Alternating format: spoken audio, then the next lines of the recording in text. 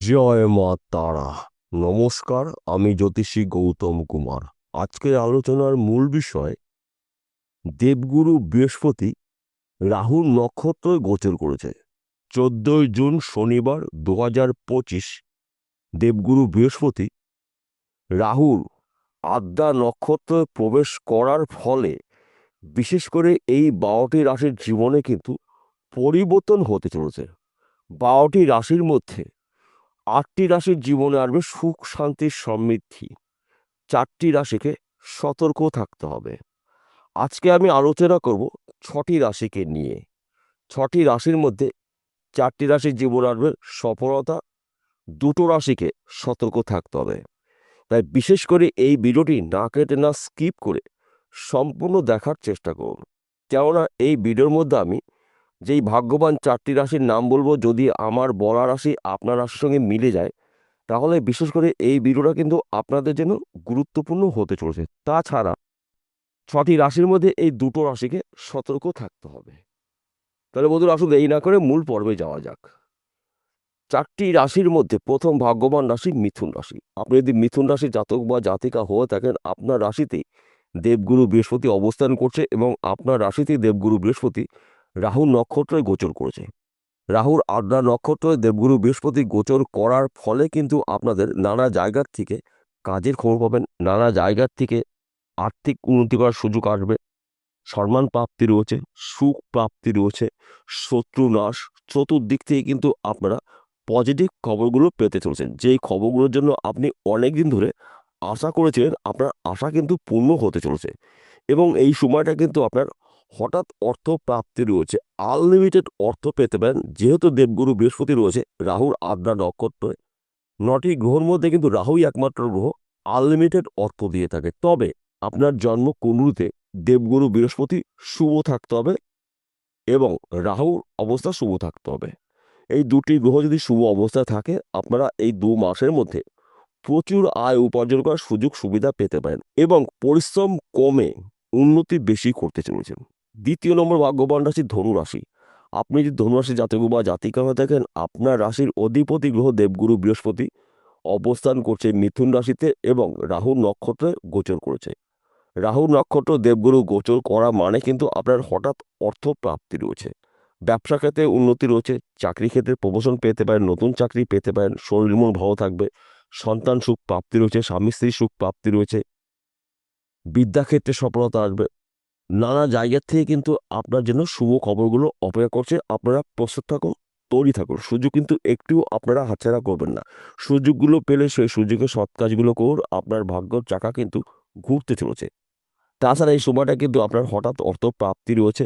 সেই অর্থ পৈতৃক সম্পত্তির মাধ্যম দিয়ে পেতে পারেন, মাতৃবাড়ি সম্পত্তি পেতে পারেন, ফটকা বিজনেসের মাধ্যম দিয়ে প্রচুর অর্থ আয় উপার্জন করতে পারেন, লটারির মাধ্যম দিয়েও কিন্তু আপনার ভাগ্যের চাকা ঘুরতে পারে। এই 2টো মাস কিন্তু আপনাদের জন্য গুরুত্বপূর্ণ সময়, অর্থাৎ 16 জুন থেকে আগস্ট মাসের 13 তারিখ পর্যন্ত আপনারা রাজ করতে চলেছেন। 3য় নম্বর ভাগ্যবান রাশি। আপনি যদি মীন রাশির জাতক বা জাতিকা হয়ে থাকেন, আপনার রাশির অধিপতি গ্রহ দেবগুরু বৃহস্পতি অবস্থান করছে মিথুন রাশিতে। এই সময়টা কিন্তু আপনার আশাগুলো পূর্ণ হতে চলেছে। আপনি ব্যবসা ক্ষেত্রে উন্নতি করতে চলেছেন, নতুন ব্যবসা শুরু করতে পারেন, চাকরি ক্ষেত্রে প্রমোশন রয়েছে, নতুন চাকরি পেতে পারেন। এবং আপনি যদি বিদেশে যাওয়ার জন্য প্রচেষ্টা করেছেন, এই 2 মাসের মধ্যে বিদেশ যাত্রা কিন্তু আপনার শুভ রয়েছে। বিদেশ থেকে কিন্তু আপনি কাজের খবর পেতে পারেন, অর্থাৎ আপনাদের কিন্তু টার্গেটগুলো পূর্ণ হতে চলেছে। যদিও আপনার রাশিতে শনিদেবের সাথে চলছে, তথাপিও দেবগুরু বৃহস্পতির কৃপা আশীর্বাদে আপনাদের ব্যক্তি বিশেষের স্বপ্নগুলো পূর্ণ হতে চলেছে। সর্বক্ষেত্রে কিন্তু আপনারা পজিটিভ খবরগুলো পেতে চলেছেন। তাই আপনারা অ্যালার্ট থাকুন, প্রস্তুত থাকুন। সুযোগ কিন্তু একটিও আপনি হাতছাড়া করবেন না। সুযোগগুলো পেলে সেই সুযোগে সৎ কাজগুলো করুন, আপনার জীবনে আসবে মহা পরিবর্তন। 4র্থ নম্বর ভাগ্যবান রাশি। আপনি যদি মেষ রাশির জাতক বা জাতিকা হয়ে থাকেন, আপনার জীবনে আসবে সফলতা, ব্যবসা ক্ষেত্রে উন্নতি রয়েছে, চাকরি ক্ষেত্রে প্রমোশন রয়েছে, বিদেশ যাত্রা আপনার জন্য শুভ, গৃহে সুখ শান্তি সমৃদ্ধি প্রবেশ করবে, সন্তান সুখ প্রাপ্তি রয়েছে। বেকার বা বেরোজগার থাকলে কাজকর্মগুলো পেতে চলেছেন।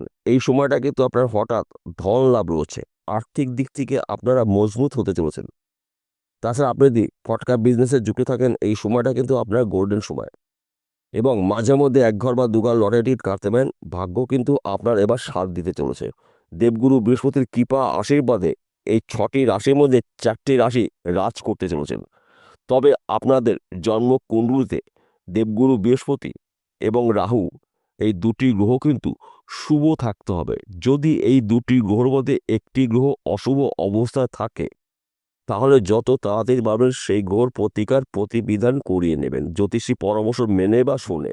এইবার আসুন জেনে নেওয়া যাক কোন দুটি রাশি সাবধান হতে হবে। দুটি রাশির মধ্যে প্রথম রাশি, আপনি যদি কর্কট রাশির জাতক বা জাতিকা হয়ে থাকেন, আপনার শরীর মন কিন্তু ভালো যাবে না, হতাশাগ্রস্ত হতে পারেন, দুশ্চিন্তা হতে পারে। আপনার কথাবার্তার মাধ্যম দিয়ে কিন্তু কিছু শত্রু তৈরি হতে পারে। তাই এই সময়টা কিন্তু আপনাকে সংযত হতে হবে। তাছাড়া কর্মক্ষেত্রে কিন্তু বাধা প্রাপ্ত হতে পারে। দেবগুরু বৃহস্পতি কিন্তু আপনার শুভত্বগুলো দিতে পারছে না।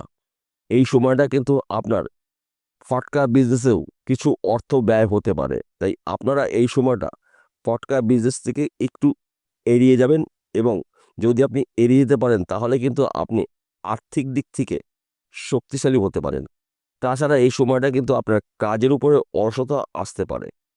এই সময়টা কিন্তু আপনারা গুরুত্বপূর্ণ কাজগুলো যখন শুরু করবেন, আপনাদের গুরুজন মানুষ যারা রয়েছেন তাদের পায়ে হাত দিয়ে নমস্কার করে আশীর্বাদ নিয়ে আপনি সেই কাজটি শুরু করতে পারেন। তবে স্থিরভাবে কাজগুলো করবেন, হঠকারিতা একদম যেন আপনার মধ্যে প্রবেশ করতে না পারে। কেননা রাহু খুব তাড়াতাড়ি অর্থ দেয়, আবার খুব তাড়াতাড়ি রাহু কিন্তু অর্থ নিয়ে নেয়। তাই রাহু কিন্তু আপনার জীবনে অশুভ কিছু ঘটনা ঘটিয়ে দিতে পারে। এই বিষয়গুলো আপনাকে সতর্ক হতে হবে। আমি আপনাকে ভয় দেখাচ্ছি না, কেননা আমি কখনোই কোনো মানুষকে ভয় দেখাই না, সতর্ক করি, অ্যালার্ট করে দিই যে আপনারা এই বিষয়গুলো সতর্ক আপনাদের হতে হবে। তাছাড়া কিন্তু আপনারা আপনাদের লক্ষ্যগুলো পূরণ করতে পারেন। শুধুমাত্র এই কটা বিষয় যদি আপনি একটু মানিয়ে চলতে পারেন তাহলে কিন্তু আপনার জীবনে আসবে উন্নতি। দ্বিতীয় নম্বর রাশি তুলা রাশি। আপনি তুলা রাশি জাতক বা জাতিকা হয়ে থাকেন, আপনার মধ্যে কিন্তু অলসতা দেখতে পাওয়া যাবে। কাজ কর্মগুলো কিন্তু আপনি সহজে করতে চাইবেন না, এবং এই সময়টা কিন্তু আপনার কিছু অর্থ ব্যয় হতে পারে। রাহুর অর্থ কিন্তু এই সময়টা আপনি পাচ্ছেন না। তাছাড়া আপনার কিন্তু শত্রু কিছু তৈরি হতে পারে আপনার কথাবার্তার মাধ্যম দিয়ে। তাই এই সময়টা কিন্তু সংযত হয়ে কথাবার্তা বলবেন। গুরুত্বপূর্ণ কাজগুলো যখন শুরু করবেন একবার জায়গায় 5বার ভাববেন, এবং গুরুজন যারা রয়েছেন আপনার পরিবারে তাদের আশীর্বাদ নিয়ে আপনি গুরুত্বপূর্ণ কাজগুলো করতে পারেন। তবে চটজলদি কোনো কাজে কিন্তু এই 2 মাস করা যাবে না। যদি আপনি এই বিষয়গুলো একটু মানিয়ে চলতে পারেন তাহলে কিন্তু আপনার উন্নতি আসবে। আর যদি আপনি হঠকারিতা রাখেন, চটজলদি কাজ করার চিন্তাভাবনা করেন তাহলে কিন্তু আপনি কর্মক্ষেত্রেও কিন্তু সফলতা অর্জন করতে আপনার সমস্যা হতে পারে। তাহলে আপনাকে কী করতে হবে? কাজের উপরে লক্ষ্য স্থির করে চিন্তাভাবনা করে সেই গুরুত্বপূর্ণ কাজগুলো আপনি শুরু করবেন। আপনি যদি হয়তো জমি কিনছেন কিংবা বাড়ি করবেন, জমি জায়গার কাগজপত্রগুলো পড়ে ভালো করে বুঝে তবে কিন্তু পয়সাগুলো লেনদেন করবেন।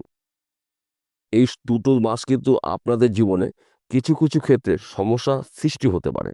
এইগুলো যদি আপনি একটু মানিয়ে নিতে পারেন তাহলে কিন্তু আপনারাও রাজ করতে চলেছেন। বিষয়টা বোঝা গেল। নমস্কার বন্ধুরা, আবার দেখা হবে।